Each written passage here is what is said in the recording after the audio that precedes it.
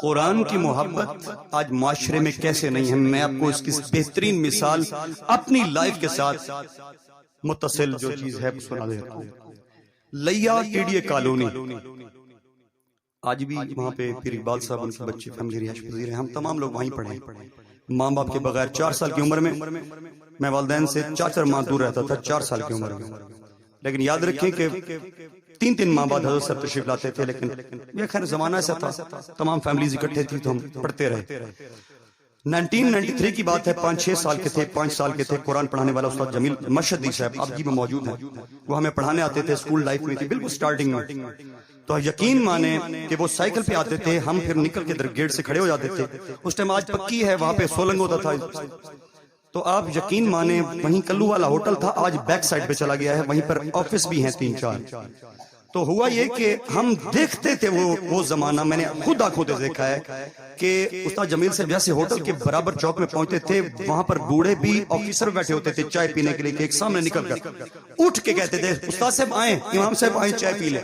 میں نے اپنی آنکھوں سے دیکھا ہے، اور باقاعدہ وہ کبھی ٹھہر بھی جاتے تھے اور ورنہ سارے اٹھ کے السلام کرتے تھے، استاد صاحب کیا ہے؟ ان کو پتا تھا کہ یہ قرآن پڑھانے آئے، قرآن کی قدر تھی، تعظیم تھی، اس لیے کہ یہ اللہ کا قرآن پڑھاتا ہے۔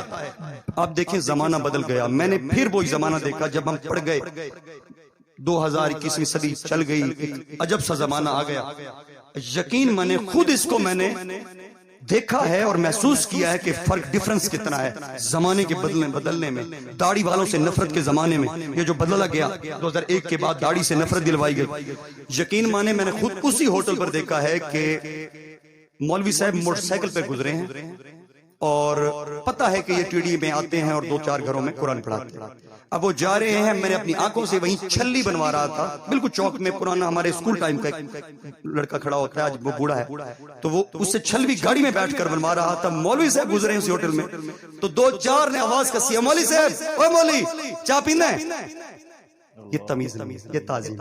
اب دیکھو پھر میں اسی کی چیز کہہ رہا ہوں کہ وہیں پر بیالوجی پڑھانے والا، فزکس، ہم نہیں کہتے کہ دنیاوی تعلیم کی عزت نہیں کی جائے، قرآن ہی تو سکھاتا ہے کہ دینی دنیاوی استاذہ کی تعظیم کی جائے۔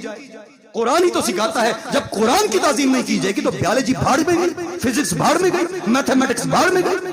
ہم نے کیا پڑھانا ہے دنیا میں؟ ہمیں دنیا کی ضرورت ہے کہ وقت کے تقاضے کے ساتھ ہم جدید بچوں کو پڑھا لیں۔ اگر دین سے ہی محبت نہیں ہے، آپ یقین مانے میں دیکھا کہ بیالوجی کا ٹیچر وہاں سے گزرا، 8,000 روپے 1 گھنٹے کا دیتے ہیں۔ جب وہ گزرا تمام آفیسر کھڑے ہوئے ہیں اور کہتے ہیں سر رک جائیں، سر پی لیں چائے پی لیں۔ اب قرآن پڑھانے والے کی تعظیم یہ ہے اور بیالوجی پڑھانے والے کی تعظیم۔ سبحان اللہ، نعرہ تکبیر، نعرہ رسالت۔ کہ قرآن، نبی کریم صلی اللہ علیہ وسلم نے فرمایا کہ تم میں سے بہترین ہے وہ شخص جو قرآن پڑھے اور پڑھائے۔ تو تم افضل مانو نا، جس کے پیچھے کھڑے ہو کر نماز پڑھو اور اس کی گلے کرو تو نماز بھی نہیں ہوتی۔ یہ کہو کہ ہوتی رہے گی، کیوں نمازیں ضائع کر رہے؟ اگر تم اس کا گلہ کرتے ہو تو پڑھو ہی نہیں، چلو کسی اور میں چلے جاؤ۔ اپنی نمازیں ضائع نہ کرو، اپنے امام صاحب کی نہ کرو۔ تمہیں گلہ ہے، اگر معاشرہ اسے کہے تو پھر اور بات، اگر تمہیں گلہ ہے تو اپنی نماز ضائع نہ کرو۔ یہ نہیں کہ بس میں پڑھ رہا ہوں ٹھیک ہے، اپنی نماز ضائع نہ کرو، کیونکہ تمہارا ایک شکوہ بھی تمہاری نماز قبول نہیں کرتا امام۔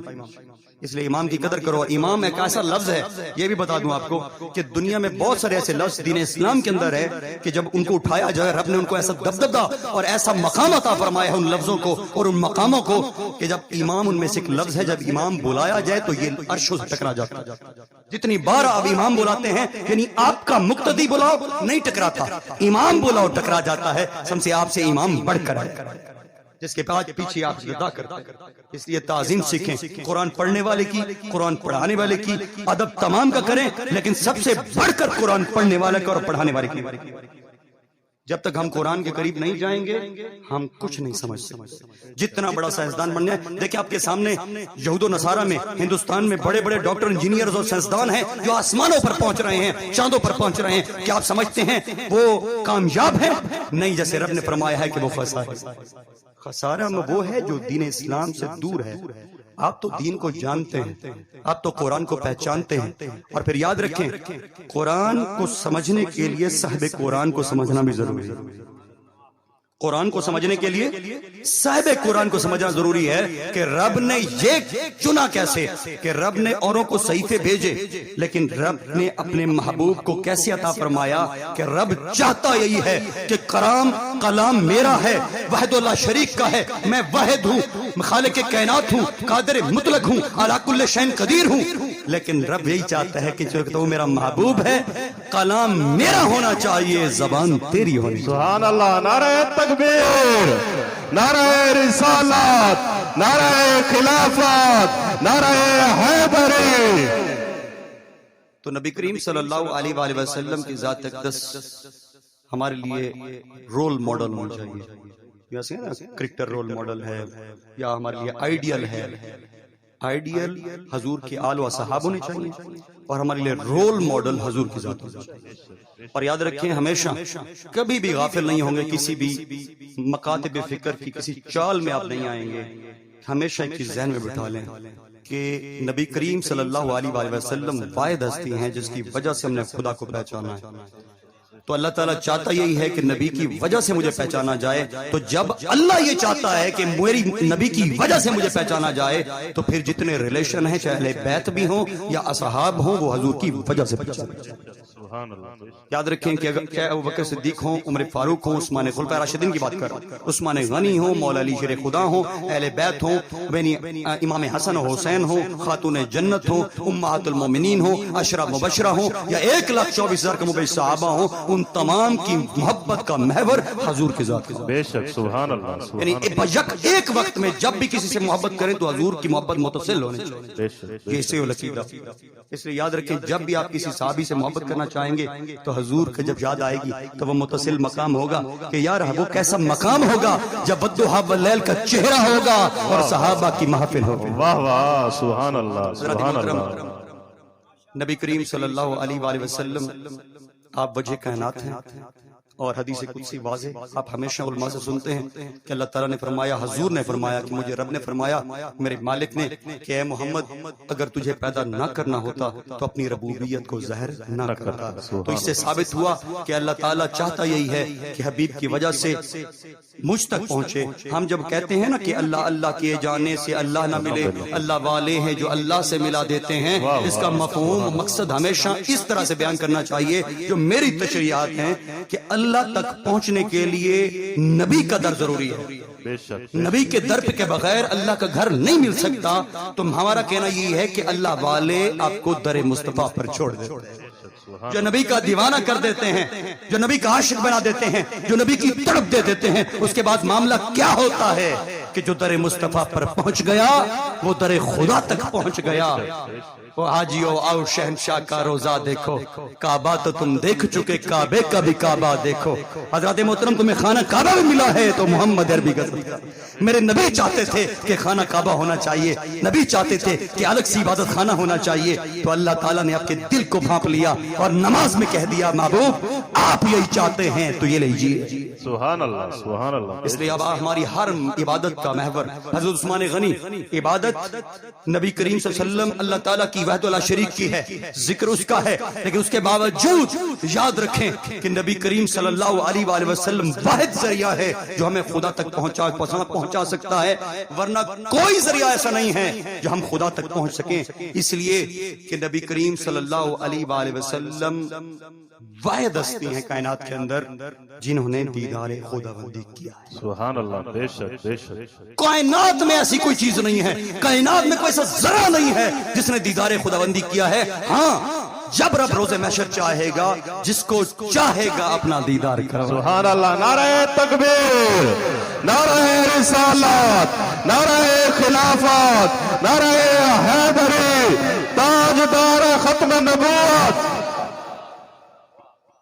حضرت محترم نبی کریم صلی اللہ علیہ وسلم آپ کی حال ہمارے لیے اس لیے لازم ہے۔ امام حسین کی ولادت کا مہینہ دیکھیں ازل سے لے کر قیامت تک، کیونکہ کائنات کا عظیم ترین گھرانہ تو حضور کا ہے، تو اس سے بڑھ کر کوئی گھرانہ ہو نہیں سکتا۔ تو پھر دیکھیں اتنا بڑا گھرانہ رب نے اتنی بڑی آزمائش دی. یاد رکھیں نبی کریم صلی اللہ علیہ وآلہ وسلم جب امام حسین کا نام لیتے ہیں تو ولادت بھول جاتے ہیں, شہادت یاد آ جاتی ہے. تو شہادت ایسی کہ جس کا مقام یہ ہے امام حسین کا کہ آپ کو بھی ایسا نور عطا تھا کہ امام حسین رضی اللہ تعالیٰ عنہ کہ جب آپ کی ولادت ہوئی نا اور جبرائیل علیہ السلام اور فرشتوں کو ساتھ لے کر زمین پر اترے تو وہاں پر ایک زمین پر فطرس نامی ایک فرشتہ پڑا ہوا تھا اوندھے منہ. اس سے پوچھا جبرائیل علیہ السلام نے کہ آپ کیوں یہاں پر پڑے ہیں؟ تو اس نے کہا کہ مجھے غلطی ہو گئی کہ زمین پر ایک شخص جس کے پاؤں نہیں تھے, ہاتھ نہیں تھے, تو میں نے ایسے کہہ دیا کہ تیرے جینے, آسمان سے کہا تیرے جینے کا کیا, جب مجھے میں نے دیکھا تو میں نے کہہ دیا تیرے جینے کا کیا فائدہ, تو رب کا جلال آ گیا. رب نے فرمایا تو میری مخلوق کو ایسے کہتا ہے, اس کو میں نے ایسا پیدا کیا, سبحان اللہ, میں نے ایسے پیدا کیا ہے, تو کون ہوتا ہے میری مخلوق پر بات ایسی کرنے والا؟ رب کے جاہ و جلال نے میرے پر جلا دیے اور زمین پر پڑا ہوں. اس نے پوچھا آپ کہاں جا رہے ہیں؟ تو انہوں نے کہا کہ ہم امام حسین رضی اللہ تعالیٰ عنہ ولادت ہوئی ہے, ہم تمام اللہ کی طرف سے مبارک پیش کرنے جا رہے ہیں. تو انہوں نے کہا کہ مجھے بھی آپ ساتھ لے جائیں, شاید امام حسین کا صدقہ اللہ تعالیٰ مجھ پر رحم کر جائے.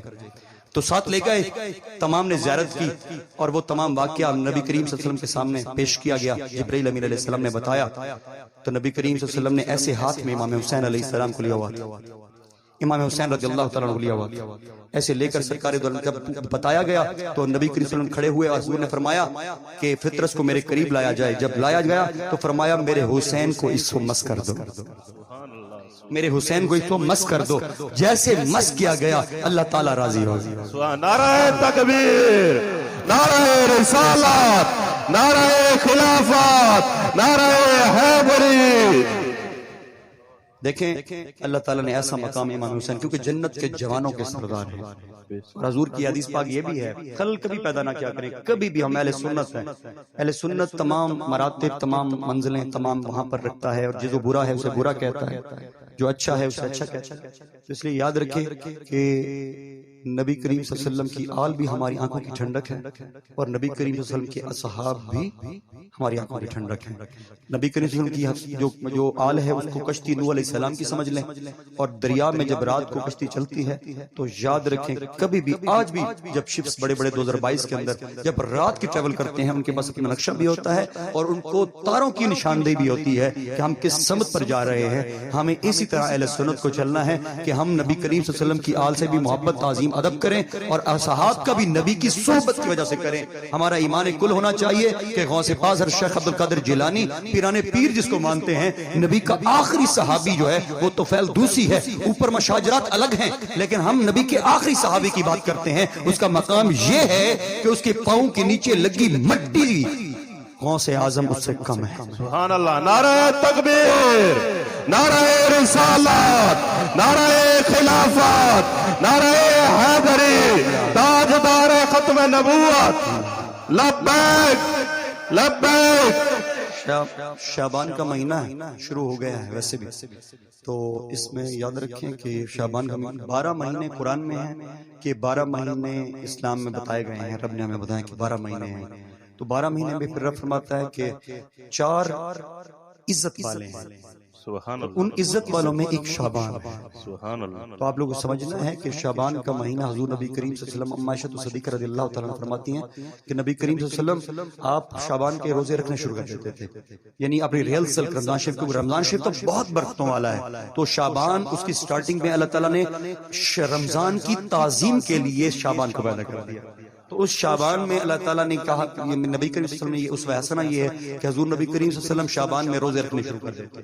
آپ یعنی تواتر سے چلیں, آپ وہ نہ کر سکیں تو کم از کم ہفتے میں یہ 4 دن میں ایک روزہ رکھنا شروع کر دیں تاکہ وہ آپ کی ریلسل ہو جائے. تو انشاءاللہ العزیز جب آپ رمضان شریف میں پہنچیں گے تو آپ کو پہلے دوسرے تیسرے روزے میں اکتاہٹ نہیں ہوگی. بے شک ہوتی ہے انسانی جسم کے تقاضے سے, تو وہ اکتاہٹ آپ ریلسل میں ہوں گے. تو انشاءاللہ العزیز یہ شعبان کا مہینہ آپ کو رمضان کی تیاری کے لیے دیا گیا ہے. اس میں عبادت کو بڑھا دیں. نبی کریم صلی اللہ علیہ وسلم نے جس طرح طریقہ کار اپنایا ہے ویسے اسوہ حسنہ، اسی طرح سنت، اسی طرح شریعت، اسی طرح طریقت اور تصوف اور تصرف اور معرفت الہی کے ذریعوں کو ڈھونڈیں. یاد رکھیں کہ آپ کو پتے میں بھی خدا کی خدائی نظر آ سکتی ہے، آپ کو مٹی کے ایک ذرے میں بھی خدائی کو خدا کے نظر آ سکتی ہے، کیونکہ جب ہم نے لا الہ الا اللہ محمد رسول اللہ پڑھ لیا ہے کہ اللہ کے سوا کوئی معبود نہیں ہے اور محمد اللہ کے رسول ہیں، تو یہ ہم نے زبان سے پڑھا، دل سے قلب سے ہم نے اس کی تصدیق کی، تو پھر ہمیں سمجھ آئی کہ کائنات کے ذرے ذرے میں ہمیں خدا کی خدائی نظر آئی. سبحان اللہ سبحان اللہ.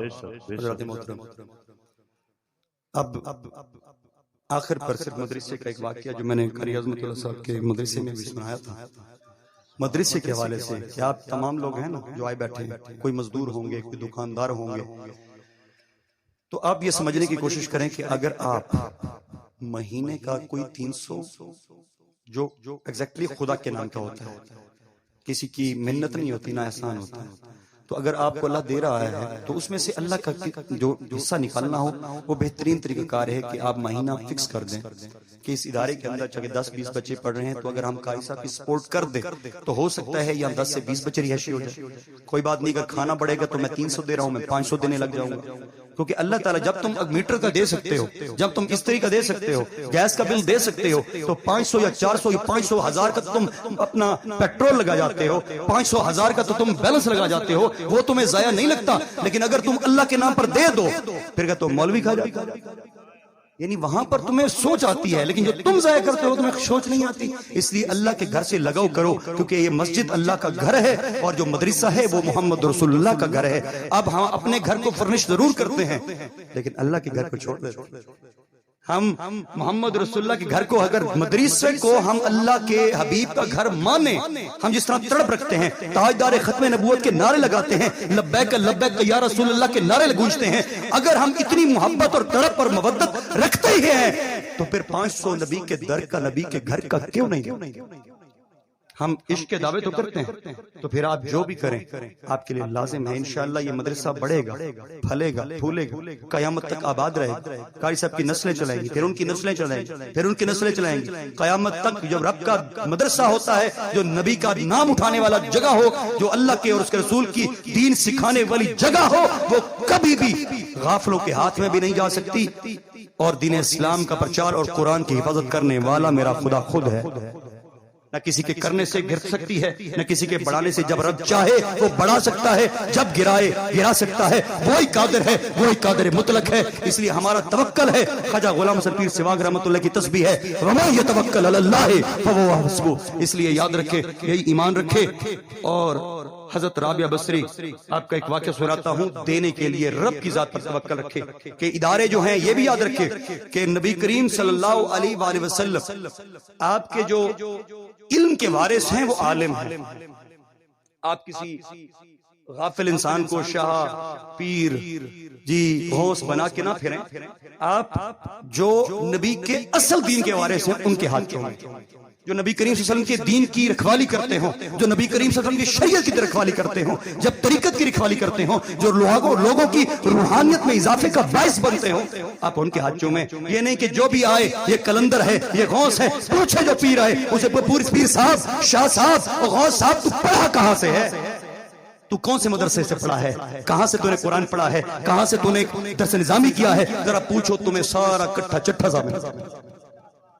ہم تو ہر کسی کو غوث بنا کے پھرتے ہیں اور پیر بنا کے پوچھو تو صحیح تم کرتے کیا؟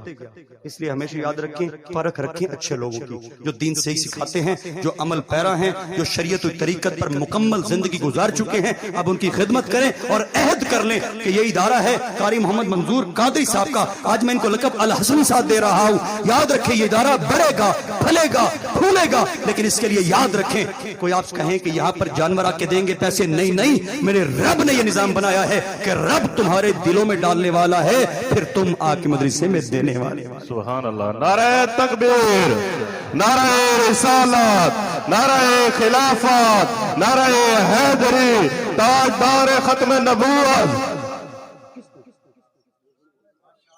اِنَّ لِلَّهِ وَإِنَّا إِلَيْهِ رَاجِعُونَ. اچھا کیا بیمار ہے؟ مفتی غلام صدیق صاحب وصال انا للہ اللہ تعالیٰ غریق کرام اچھے اللہ تعالیٰ انہوں غریق کرام آخری کے واقعہ کہ توکل اللہ کی ذات پر رکھو کیسا کہ حضرت رابعہ بصری آپ دے گھر دے بندے ایک مہمان موجود ہے اور باہر فقیر دستک دیتی ہے کہ اللہ کے نام پہ دو یار جب وہاں پہ اللہ کا نام آ جائے تو پھر اپنی آنا کو پھینک دیا کرو کوئی بھی بول دے کہ یہ مولوی ہے سیندی کے گاہ سنوں میں بڑھدی نہیں یار تم نے اس کو دیکھا ہے اپنے رب کے نام کو نہیں دیکھا تم یہ دیکھو کہ جس نے میرے رب کا نام اٹھایا تیرے محبوب کا کو نام اٹھا لے تیرا دل باغ باغ ہو جاتا ہے تیرے رب کا نام اٹھائے تیرا دل باغ باغ نہیں ہوتا اپنے دل رب کی محبت دلوں میں ڈالو پھر توکل پیدا ہوتا ہے کہ وہ خالق ہے وہ مالک ہے وہ قادر مطلق ہے وہی علی کل شیء قدیر ہے لیکن وہ چاہتا یہی ہے کہ مجھے محمد عربی کی وجہ سے پہچانا یہ دو چیزیں سمجھنی ہیں اور حضرت رابعہ بصری وہ دستک ہوئی اللہ کے نام پر روٹی دے دی گئی نوکرانی نے کہا کہ گھر میں روٹی ایک ہی ہے مہمان بھی موجود ہے آپ کہتے ہیں کہ فقیر کو دے دوں آپ نے فرمایا دے دو تھوڑی دیر گزرتی ہے دستک ہوتی ہے ایک شخص چنگیر لے کے کھڑا ہے وہ نوکرانی اندر آ کے رکھتی ہے حضرت رابعہ بصری گنتی ہیں 1 سے 7 تک 7 روٹیاں تھی آپ نے فرمایا دے دو واپس توکل اور حج تقدیر اور تدبیر کو سمجھو تدبیر کیا ہے تقدیر کیا ہے جس طرح تمہاری تدبیر ہے تمہاری تقدیر اس سے متصل ہے لوگ کہتے ہیں یار بس تھی گئے تھی نہیں کیا ایک کافران دا عقیدہ ہے بس تھی گئے تھی نہیں کیا یاد رکھیں جو تم کرو گے وہی کاٹو گے اس لیے تمہاری تدبیر پازیٹیو ہوگی آزمائش تو آ سکتی ہے لیکن تم گمراہ نہیں ہو سکتے اس لیے یاد رکھو تدبیر کو بہترین بناؤ تدبیر اچھی ہوگی تو رب تعالیٰ تمہارے فرشتے زمین پر معمور ہوتے ہیں جو تمہارے لیے راہ ہموار کر دیں گے لوگوں کے دلوں کے اندر تمہاری محبت ڈال دیں گے بے شک بے شک حضرات محترم واپس دے دی گئی دوبارہ دستک ہوتی ہے تھوڑی دیر بعد چنگیر لے کے شخص کھڑا ہے وہ آ کے دوبارہ حضرت رابعہ بصری کے سامنے رکھتے ہیں آپ نے گنی 1 سے 10 تک آپ نے فرمایا مہمان کو بھی دے دو اور رکھ جب وہ مہمان کھا کر چلا گیا تو پوچھا نوکرانی نے کہ گستاخی معاف میں بے ادبی نہیں کرنا چاہتی لیکن مجھے سمجھ نہیں آئی کہ جب ایک شخص نے آپ کو 7 روٹیاں دی ہیں آپ نے واپس دے دی ہیں اور پھر آپ نے گنی ہے 10 تھیں آپ نے رکھ لی ہیں اب مجھے سمجھ نہیں آئی یہ لالچ تھی یا کوئی اور معاملہ تھا تو آپ نے فرمایا کہ نہیں یہ کوئی لالچ نہیں تھی توکل کا معاملہ دیکھو آپ نے فرمایا میرے رب نے فرمایا میں ایک کے ہمیشہ 10 دیتا ہوں واہ واہ سبحان اللہ تو پھر میں 7 کیوں لوں کیوں کا مقصد یہ ہے کہ میرا رب مجھے جانتا ہے کہ میں نے اسے راضی کیا ہے میں اس پر راضی ہوں وہ مجھ پر راضی ہے یہ ہے ولایت کی نشانی جسے ولایت کبریٰ حاصل ہو جائے پھر وہ رب سے ایسے باتیں کرتا ہے رب اسے کہتا ہے کہ میں تجھ پر راضی ہوں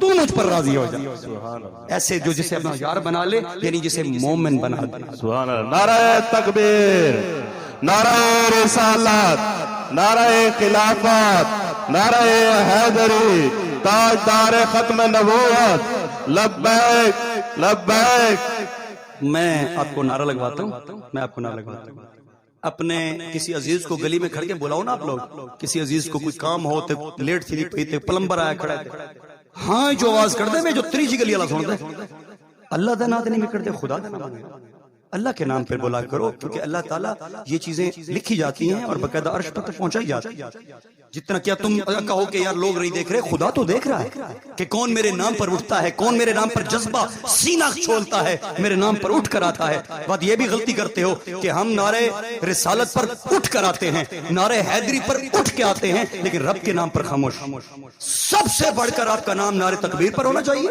اس کے بعد نعرے رسالت پر ہونا چاہیے بے شک بڑھ کر کہیں لیکن سب سے زیادہ گونج نعرے تکبیر پر ہونی چاہیے ہمیشہ یاد رکھیں نعرہ تکبیر اللہ اکبر نعرہ رسالت رسول اللہ نعرہ خلافت نعرہ حیدری یاد رکھیں میں آپ کو ایک نعرہ آخر پہ لگوا رہا ہوں اس طرح سے لگایا کریں میں کہوں گا تاجدار ختم نبوت آپ 3 دفعہ کہیں گے زندہ باد زندہ باد زندہ یہ ہے نعرہ سلزائی طریقہ کار یہ ہوتا ہے تاجدار ختم نبوت زندہ باد زندہ باد زندہ باد تاجدار ختم نبوت زندہ باد زندہ باد زندہ باد لبیک لبیک لبیک لبیک یا رسول اللہ لبیک لبیک لبیک یا رسول اللہ لبیک لبیک لبیک یا رسول اللہ صلی اللہ علیہ وآلہ وسلم اپنی زندگیوں کو خوبصورت بنائیں،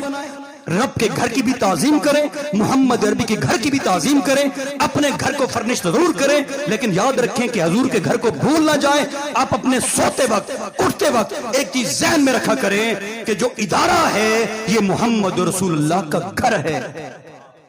کسی کو سکون نہ ملے وہ مدرسے میں چلا جائے جہاں پہ قرآن پڑھ رہے ہوں بچے ساتھ بیٹھ جائے، صرف دیکھتا رہے، سکون میں دنیا کی چیزیں بھول جائیں گے۔ اس لیے کہ وہ کہتے ہیں سکون نہیں ملتا، جو محمد رسول کے گھر میں آ جاتا ہے وہ کبھی غم نہیں کھاتا۔ اس لیے نبی کریم صلی اللہ علیہ وسلم نے وہاں بھی فرمایا ہے کہ جو میرے در پر آ گیا، جو میری مزار پر آ گیا، اس پر شفاعت میری واجب ہے۔ اس لیے نبی کریم عمر رضایا ونجا بیٹھو دھوکہ دشمن دا کھا، نہ گھر ریا نہ زر ریا نہ ماں پیو کوئی پسر ریا، سکھی جندڑی کو رکھلا بیٹھو عمر رضایا کلمہ نبی دا عمرہ دا گانا، پردہ پڑھیندا حسن نمانا، فانی جہاں ہے کہ نہیں اڑانا، سمجھ سیانا سمجھ سمجھ۔